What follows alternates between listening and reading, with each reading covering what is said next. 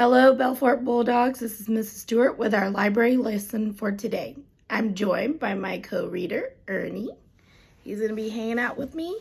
And Sour Patch. He's going to be listening while we read today. Oh, he's tired.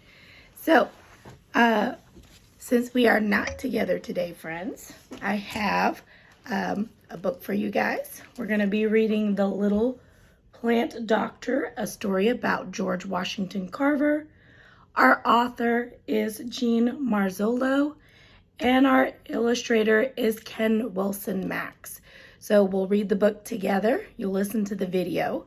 I have a website that I'll be listing on your teams, as well as a Kahoot that you will be able to do while you are at home today.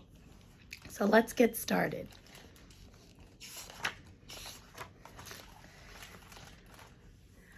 I am a very old tree. I live in Diamond, Missouri. Old trees like me have stories to tell. My favorite story is about a little boy named George Carver. He came to visit me long, long ago when this place was just a farm. I was little then. George came right up to me and said, "Little tree, we're the same size." Then he smiled and said, "I have an idea."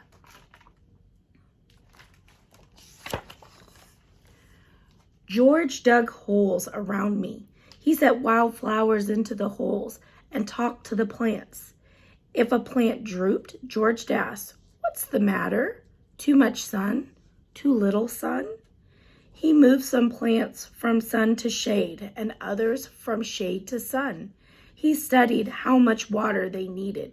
"Do you need more water?" he asked, "or less water?" George studied the leaves, the stems, the roots, and the root ball of each plant. A root ball is the ball of soil that clings to a plant when it is lifted from the ground. George handled his plants carefully because he didn't want any part to break. "I wish I could go to school," he said. "What am I going to do, little tree, if I can't go to school?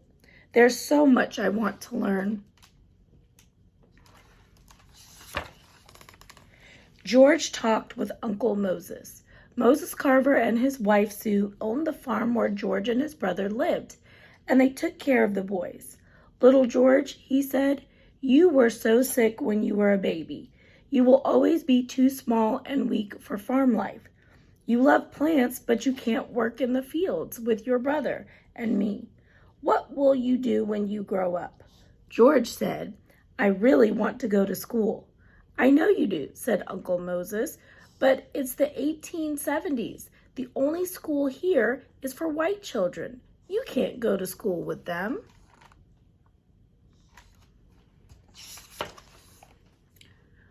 So George stayed home, helping with housework and studying plants. He learned how to help sick plants get better.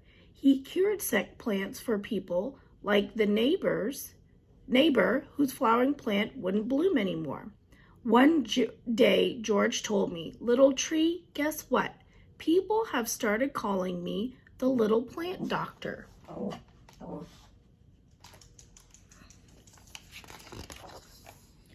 George told me that Aunt Sue taught him to read and write. She had a spelling book that George read over and over. He loved to read. Years passed. One day, when George Carver was about 12, he came to tell me some good news. "I'm going to school," he told me. He said that he was going to a school 8 miles away in Neosho.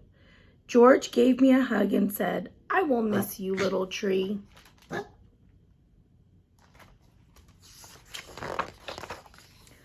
I was sad not to see George anymore. His garden died because nobody took care of it. How could they? No one knew where it was except me.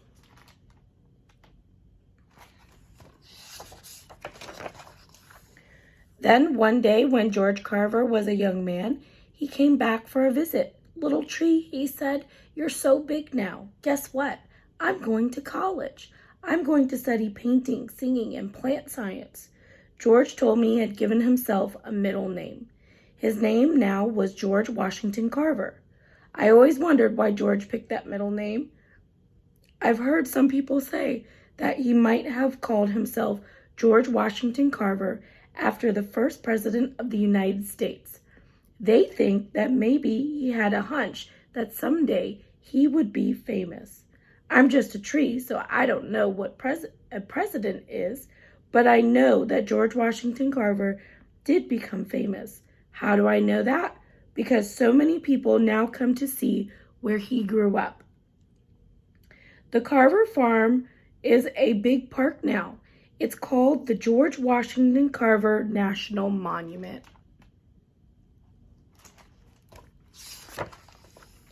Today, park rangers take people on tours through the park. They tell school children that George Washington Carver became one of the most famous scientists ever. He worked and taught at Tuskegee Institute in Alabama. He worked in a laboratory where he found new uses for peanuts and sweet potatoes. George Washington Carver was also kind.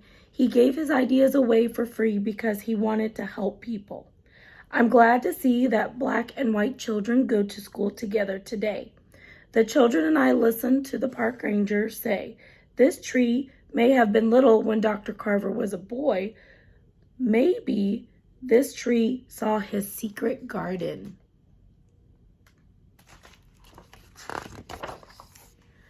I did, I say, but they don't hear me as they move down the path to see the Carver house on the farm where George grew up. Maybe someday you'll come visit me at the George Washington Carver National Monument in Diamond, Missouri.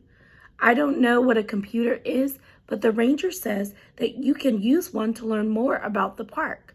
Since George Washington Carver always loved to learn, I wonder if he would have loved computers as much as he loved books. What do you think?